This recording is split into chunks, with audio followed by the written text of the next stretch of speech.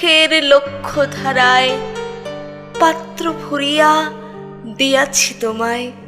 নিঠুর পীড়নে নিঙারি বক্ষ দলিত দ্রাক্ষা সম। কত যে বরণ, কত যে গন্ধ, কত যে রাগিনী, কত যে ছন্দ গাঁথিয়া গাঁথিয়া করেছি বয়ন। বাসর শয়ন তব গলায় গলায় বাসনার সোনা।